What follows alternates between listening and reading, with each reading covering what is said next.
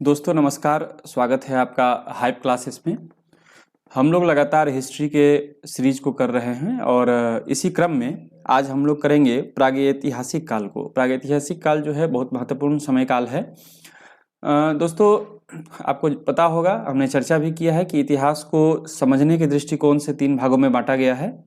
एक जो समय काल है वो प्रागैतिहासिक काल है, दूसरा जो है वो आदि इतिहास है और तीसरा जो है वो इतिहास है। तो 3 भागों में जब हम बांटते हैं तो क्या क्या हो जाता है, एक प्राग इतिहास, फिर आदि इतिहास और फिर क्या होता है तीसरा इतिहास। तो इसका आप अर्थ भी समझ लीजिए। प्राग इतिहास का मतलब क्या है, जो स्टोन एज है, जो पाषाण काल था, स्टोन एज आप कह सकते हैं, स्टोन एज, ये वास्तव में क्या था, प्राग इतिहास था।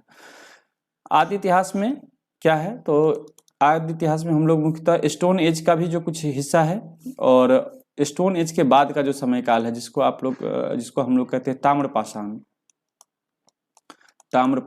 है ना। ताम्रपाषाण काल जो है वो आदि इतिहास के अंतर्गत आता है। प्लस जो हड़प्पा की सभ्यता थी, हड़प्पा, वो भी आता है आदि इतिहास के अंतर्गत। और प्लस जो वैदिक सभ्यता है,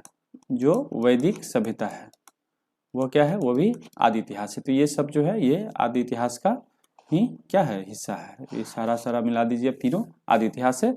और उसके बाद जो भी है जिसका लिखित सोर्स हमें उपलब्ध है और उसे पढ़ा जा सकता है, वह इतिहास है। तो प्राग इतिहास का मतलब है जिसका कोई लिखित साक्ष्य नहीं है, उपलब्ध नहीं है। आदि इतिहास का मतलब है लिखित साक्ष्य है लेकिन पढ़ा नहीं जा सका है। और इतिहास का अर्थ है जिसका लिखित साक्ष्य उपलब्ध है और उसे पढ़ा भी जा सका है। तो प्राग इतिहास, आदि इतिहास और इतिहास। तो प्राग इतिहास में मुख्य रूप से स्टोन एज के बारे में चर्चा है। आज हम लोग प्राग इतिहास के बारे में ही चर्चा कर रहे हैं। प्राग इतिहास को भी हम लोग अध्ययन के दृष्टिकोण से 3 भागों में बांट देते हैं। पहला जो है वो है पूरा पाषाण काल।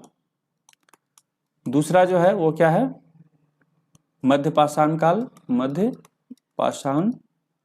काल। और जो तीसरा है वो कौन सा है, तो नवपाषाण काल।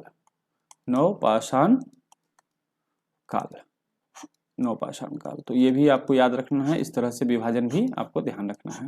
तो आइए चलते हम लोग प्रश्न की ओर। निम्नलिखित में से किसे मानव की आदि जन्मस्थली माना गया है। तो आदि जन्मस्थली किसे माना गया है, तो सबसे पहले जो मानव के बारे में हमें जानकारी मिली या साक्ष्य मिला है वो मिला है अफ्रीका महाद्वीप से। कहाँ से मिला है, अफ्रीका महाद्वीप से मिला है। तो सवाल का सही उत्तर क्या हो जाएगा, अफ्रीका। आइए अगले प्रश्न की ओर बढ़ते हैं। निम्नलिखित में से किसे मानव जाति का पालना कहा गया है, the cradle of human kind कहा गया है। तो वही सवाल वही है जो पिछला सवाल था, थोड़ा सा घुमा दिया गया है सवाल को। तो पालना किसे कहा जाता है मानव जाति का, जहां पे सबसे पहले मनुष्य पला। तो कहाँ पला, अभी मैंने चर्चा किया था अफ्रीका में। तो इसका उत्तर भी क्या हो जाएगा, अफ्रीका महाद्वीप, यानी कि इसका उत्तर हो जाएगा डी। आइए अगले प्रश्न की ओर बढ़ते हैं। निम्नलिखित में से कौन सा विकल्प मानव के विकास को काल क्रमानुसार दर्शाता है। यानी कि मानव का जो विकास हुआ, हम जानते हैं कि हमारे जो पूर्वज थे वह किस तरह से जो है धीरे धीरे लंगूर से मनुष्य की ओर विकसित हुए हैं, है ना। कहते हैं हमारे पूर्वज बंदर थे, तो बंदर से जो मनुष्य की यात्रा है वो धीरे धीरे हुआ है। तो धीरे धीरे हुआ है तो उसका क्या क्रम रहा है, तो सबसे पहले जो थे मनुष्य का जो प्रारंभिक अवस्था था वो क्या था, ऑस्ट्रेलोपिथेकस। उसके बाद जो थोड़ा डेवलपमेंट हुआ, शारीरिक जो विकास हुआ है वो हुआ है होमो इरेक्टस में। होमो इरेक्टस का मतलब है जब 4 पंजों से या 4 पैर से धीरे धीरे थोड़ा सा खड़ा होकर 2 पैर पर खड़ा होना लोगों ने सीखा, तो होमो इरेक्टस। और उसके बाद अगला चरण था निएंडरथल, और लास्ट जो चरण है वो है क्रोमैग्नन जो है अंतिम चरण है। और क्रोमैग्नन को ही हम लोग बाद में क्या कह देते हैं, ज्ञानी मानव कहते हैं। क्या कहते हैं, ज्ञानी मानव कहते हैं, है ना। इसी को होमोसेपियंस भी कहते हैं। क्या कहते हैं, होमोसेपियंस है ना, होमोसेपियंस भी कहते हैं क्रोमैग्नन को। तो ये अंतिम चरण है जहाँ पे मनुष्य क्या हुआ, ज्ञानी हो गया, विकसित हो गया।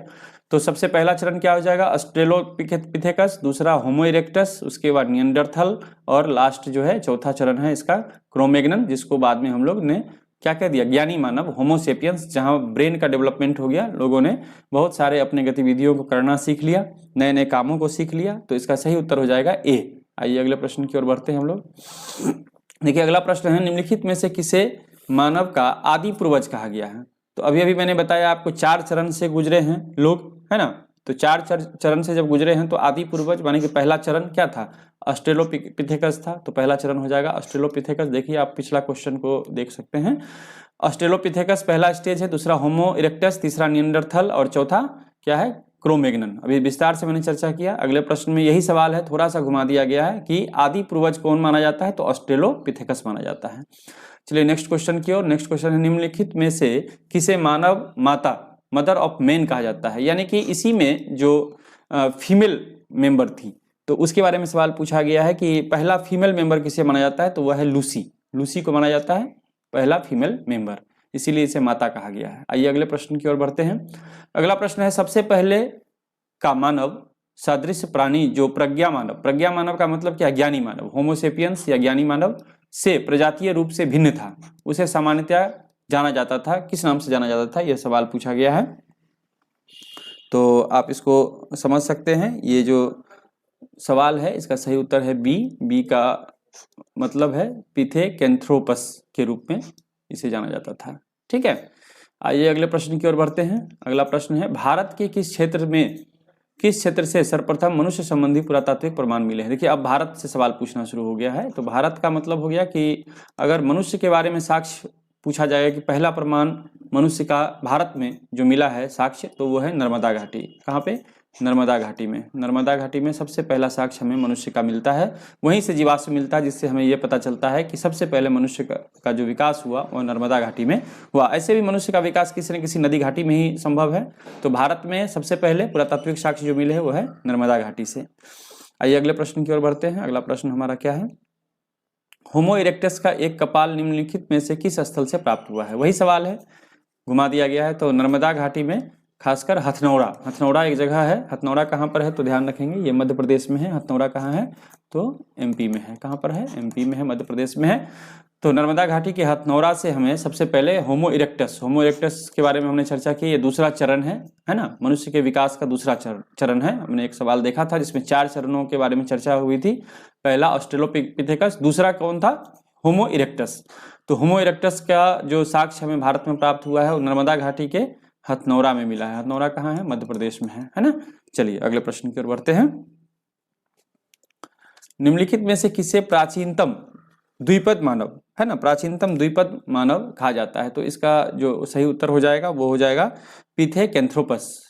पिथेकेंथ्रोपस इसका सही मतलब हो जाएगा। देखिए सवाल है द्विपद मानव। द्विपद मतलब क्या हो गया? जो 2 पैर से चलने वाला मानव था। अभी तक हमने चर्चा किया था, जैसे ऑस्ट्रेलोपिथेकस के बारे में मैंने कहा था कि 4 पैर से वो चलते थे, 2 हाथ का प्रयोग करते थे और 2 पैर होते थे।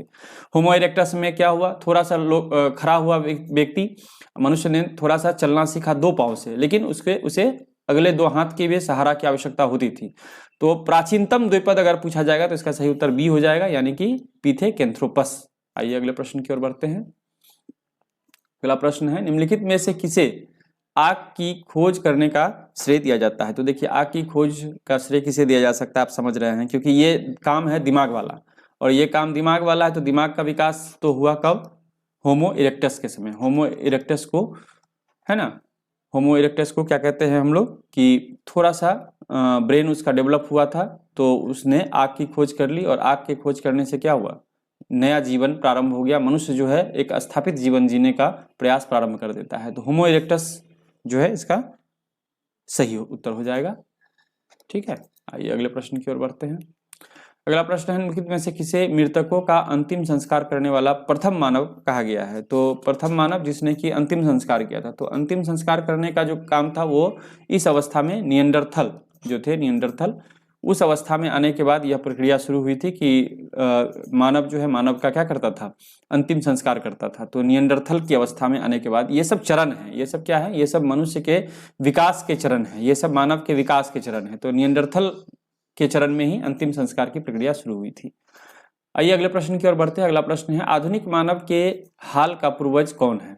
तो अभी मैंने आपको बताया था कि हाल का जो सबसे लास्ट है वो क्या है? क्रोमैग्नन है। क्रोमैग्नन से ही किसका विकास हुआ था? होमोसेपियंस का। होमोसेपियंस का जो विकास हुआ था वो किससे हुआ था? क्रोमैग्नन से जो कि अंतिम चरण है। तो आधुनिक मानव और होमियोसेपियंस को क्या कहते हैं? आधुनिक मानव कहते हैं। क्या कहते हैं? आधुनिक मानव कहते हैं, है ना। तो सवाल ध्यान रखना है, आधुनिक मानव कहा जाता है किसे? तो क्रोमैग्नन या होमोसेपियंस को ही हिंदी में क्या कहते हैं? ज्ञानी मानव कहते हैं। आइए अगले प्रश्न की ओर। निम्न में से कौन सा नवीनतम समझा जाता है? सबसे नवीन कौन सा है, सबसे नया कौन है इसमें? तो देखिए एकदम सामान्य प्रश्न है, अभी अभी चर्चा हमने किया, सबसे लास्ट वाला ही नवीनतम होगा ना। सबसे लास्ट में कौन था? क्रोमैग्नन। तो सबसे नवीनतम कौन हो गया? क्रोमैग्नन हो जाएगा। आइए अगले प्रश्न की ओर बढ़ते हैं। अगला प्रश्न है, प्रारंभिक पूर्ण मानव को किस नाम से जाना जाता था? तो पूर्ण मानव माने कंप्लीट जो ह्यूमन है उसे किस नाम से जाना जाता था? तो देखिए इसमें आपको मिल जाएगा ऑप्शन आराम से, क्रोमैग्नन जो सबसे अंतिम चरण है, क्रोमैग्नन को ही पूर्ण मानव कहा गया है, क्योंकि यही क्या है, बाद में होमोसेपियंस बन जाता है। ठीक है, आइए अगले प्रश्न की ओर। बहुत सामान्य प्रश्न है, एक बार अगर आपने कॉन्सेप्ट को समझ लिया है तो सारे प्रश्न आप आराम से बना सकेंगे। आधुनिक मानव को वैज्ञानिक भाषा में क्या कहा जाता है? देखिए आधुनिक मानव को वैज्ञानिक भाषा में क्या कहा जाता है? तो हमने पहले ही आपको बता दिया था कि जो ज्ञानी मानव है, होमोसेपियंस है, वो इसका नाम है। आधुनिक मानव का वैज्ञानिक नाम है होमोसेपियंस, है ना। और ये कौन है? तो ये क्रोमैग्नन का ही अगला चरण है, उसी का डेवलप फॉर्म है ना। तो होमोसेपियंस। आइए अगले प्रश्न की ओर बढ़ते हैं। आधुनिक मानव को वैज्ञानिक भाषा में कहा जाता है होमोसेपियंस। अगला प्रश्न है, किस स्थल पर प्रथम भारतीय पुरापाषाण कलाकृति की खोज हुई थी? किस स्थल पर पुरापाषाण काल की खोज है? तो आपको ध्यान रखना है, ये बहुत महत्वपूर्ण है। पल्लवरम, है ना। पल्लवरम जो है ये कर्नाटक में है। पल्लवरम में जो है प्राचीन काल के कई हथियार मिले, कई औजार मिले हैं, और उन औजारों के आधार पर जो है ये तय किया जाता है कि पुरापाषाण की कलाकृतियाँ क्या रही होगी, है ना। और वहाँ सिर्फ पाषाण के हथियार नहीं मिले हैं, बल्कि कुछ चित्र आकृतियाँ भी मिली है हमें पल्लवरम में। तो पल्लवरम बहुत महत्वपूर्ण स्थल है पुरापाषाण काल के लिए। आइए अगले प्रश्न की ओर बढ़ते हैं। भारत में सर्वप्रथम पूर्व पाषाण कालीन उपकरण रॉबर्ट ब्रूस फुट को कब मिला? देखिए ब्रूस फुट सबसे पहला व्यक्ति था जिसने कि पूर्व पाषाण काल के उपक्रम को समझा, लेकिन कब? तो 1863 ईस्वी में। कब? 1863 ईस्वी में। तो ये व्यक्ति का नाम भी याद रखना है, ब्रूस फुट। ब्रूस फुट जो है बहुत महत्वपूर्ण व्यक्ति है, क्योंकि इसी ने सर्वप्रथम पूर्व पाषाण कालीन जो उपकरण थे उसको समझा था। तो रॉबर्ट ब्रूस फुट 1863 ईस्वी में। अगले प्रश्न की ओर बढ़ते हैं हम लोग। अगला प्रश्न है, ब्रूस फुट जिन्होंने भारत में पूर्व पाषाण कालीन उपकरण की खोज की मूलतः क्या थे? तो बहुत सामान्य प्रश्न है, क्या हो सकते हैं ये जो है एक भूवैज्ञानिक थे। क्या थे? एक भूवैज्ञानिक थे ब्रूस फुट। ठीक है, तो ध्यान रखना है, एक भूवैज्ञानिक थे। निम्नलिखित में से किसे भारत में प्रागैतिहासिक पुरातत्व का जनक कहा जाता है? तो उसी प्रश्न को बार बार घुमाकर पूछा जा रहा है। पुरापाषाण काल से एक ही व्यक्ति महत्वपूर्ण जुड़े हुए हैं, वो है रॉबर्ट ब्रूस फुट। तो रॉबर्ट ब्रूस फुट इसका सही आंसर हो जाएगा, और इसने पहला खोज 1863 ईस्वी में किया था। अभी हमने बताया पिछले प्रश्न में आपको 1863 ईस्वी में। ठीक है, आइए अगले प्रश्न की ओर। भारत के प्रागैतिहासिक मानव का प्राचीनतम जीवाश्म निम्नलिखित में से किस स्थल से मिला है? तो इसका भी चर्चा हमने कर ही लिया है अभी, हथनौरा के बारे में, नर्मदा घाटी हथनौरा के बारे में चर्चा किया। कहाँ है? मध्य प्रदेश में नर्मदा घाटी। कहाँ पर? नर्मदा घाटी, नर्मदा नदी है, नर्मदा नदी की घाटी में हथनौरा जगह है। वहीं से भारत में प्रागैतिहासिक मानव का सबसे प्राचीनतम साक्ष्य या जीवाश्म प्राप्त हुआ है। आइए अगले प्रश्न की ओर बढ़ते हैं। पुरापाषाण कालीन मानव का जीवन पूर्णतया किस तरह का जीवन था? जो उस समय के लोग थे उनका जीवन पूर्णतः क्या था? प्रकृति पर निर्भर था, क्योंकि खेती बाड़ी तो होती नहीं थी, कृषि का विकास हुआ नहीं था। नगरीय जीवन तो बाद की बात है, अभी तो ग्रामीण जीवन भी शुरू नहीं हुआ, कबीलाई जीवन था। तो पूर्ण रूप से ये लोग किस पर निर्भर थे? प्राकृतिक पर, है ना, प्रकृति पे निर्भर थे ये लोग। आइए अगला प्रश्न देखते हैं, है ना। इनका मूल काम क्या था? हंटिंग करना, शिकार करना, शिकार करके लाते थे और फिर वो भोजन करते थे, है ना। उस समय पहनने के लिए कपड़ा नहीं था, तो पशु का छाल, पत्ता, इन सब चीज़ों का प्रयोग किया जाता था। तो पूर्ण रूप से इनका जीवन प्रकृति पर ही, नेचर पे ही डिपेंड था। अगला प्रश्न है, पूर्व पाषाण कालीन मानव का मुख्य धंधा क्या था? देखिए अभी मैंने चर्चा किया आपसे कि उस समय लोगों का मुख्य काम क्या था? शिकार ही उपाय है, क्योंकि शिकार करेंगे तभी उनके लिए भोजन की व्यवस्था होगी। तो शिकार करना, प्रकृति पर निर्भरता, क्योंकि कृषि और बाकी चीज़ों का विकास हुआ नहीं था, तो शिकार करना ही मुख्य धंधा था पूर्व पाषाण काल में। पुरापाषाण काल के आदि मानव के मनोरंजन का साधन क्या था? देखिए मनोरंजन का साधन क्या हो सकता है? आप समझ सकते हैं कि इनका जब जीवन ही शिकार पर निर्भर है तो मनोरंजन भी किससे होगा? शिकार पर ही होगा, है ना। शिकार हंटिंग करके ही अपना समय पास करते थे, समय व्यतीत करते थे, तो इनका मनोरंजन का साधन भी क्या था? शिकार करना ही था। देखिए अगला प्रश्न है, पुरापाषाण युग में मनुष्य द्वारा की गई सबसे बड़ी खोज क्या है? बहुत महत्वपूर्ण प्रश्न है, अभी चर्चा भी हमने किया था। सबसे महत्वपूर्ण खोज क्या है? आग का जलाना। तो आग की खोज जो है वो एक व्यापक परिवर्तन है, क्रांति है पाषाण काल में, क्योंकि इसके बाद क्या हुआ? इसके बाद लोगों ने खाना को पकाकर खाना सीख लिया। अभी तक कच्चा ही खाते थे, मांस कच्चा खाते थे, इससे जल्दी बीमार पड़ते थे, आंत की बीमारी होती थी, जल्दी लोग मर जाते थे। जब आग का खोज हो गया तो लोगों ने क्या किया? भोजन को पकाकर खाना शुरू कर दिया। इससे मानव की आयु भी बढ़ गई, बीमारी से बचने लगे। तो सबसे बड़ी खोज है, ये क्रांति कहा जाता है इसे, ठीक है, आग की खोज। अगला प्रश्न है, भारत में पूर्व प्रस्तर युग में अधिकांश औजार किस चीज के बने हुए थे? तो बहुत सामान्य है, नाम से ही आप समझ सकते हैं कि पूर्व प्रस्तर युग है ना। तो क्या चीज के बने होंगे? ज्यादातर पाषाण के बने होंगे। तो पाषाण का ही एक रूप था स्फटिक, तो ज्यादातर जो है स्फटिक के बने होते थे इस समय के औजार, ठीक है। तो इसका सही उत्तर क्या हो जाएगा? स्फटिक हो जाएगा। देखिए एक प्रश्न है कि सोहन संस्कृति किस संस्कृति का दूसरा नाम है? तो सोहन संस्कृति जो है वो मुख्य रूप से पुरापाषाण संस्कृति का ही, सोहन नदी के तट पे इस संस्कृति से संबंधित कई साक्ष्य हमें प्राप्त हुए हैं, इसीलिए इसी नदी के नाम पर, सोहन नदी के नाम पर पुरापाषाण संस्कृति को सोहन संस्कृति भी कहा जाता है। तो ये कुछ प्रश्न थे आज।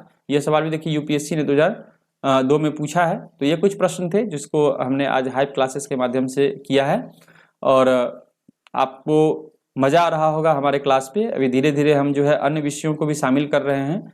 हमने करंट अफेयर्स के लिए भी पहल शुरू कर दिया है। करंट अफेयर्स पे भी आपके पास वीडियो पहुंचेंगे, लाइव क्लासेस भी होंगे। आज तो मैं रिकॉर्ड करके आप लोगों तक पहुंचा रहा हूं, इसलिए कि आज मुझे वोट देने जाना है, तो शाम में शायद मैं ना रहूं यहाँ पर सिस्टम के पास, तो इसीलिए मैंने वीडियो रिकॉर्ड कर दिया है। और बाकी साइंस के क्लासेस चल रहे हैं, साइंस भी जा रहा है आप तक, मैथ भी बहुत जल्द पहुँचेगा। और बहुत जल्द मेरा प्रयास होगा कि जो भी जनरल स्टडीज़ के सब्जेक्ट्स हैं वो सब इस पर कंप्लीट रूप से डाला जाए। और धीरे धीरे जो है हम हाइप क्लासेस को और डेवलप करेंगे। आप लोगों के सहयोग की आवश्यकता है, तो आप लोग हाइप क्लास देखते रहिए, वीडियोज़ को लाइक कीजिए, शेयर कीजिए और दोस्तों को भी सब्सक्राइब करने के लिए कहिए। तो बहुत बहुत धन्यवाद आपका।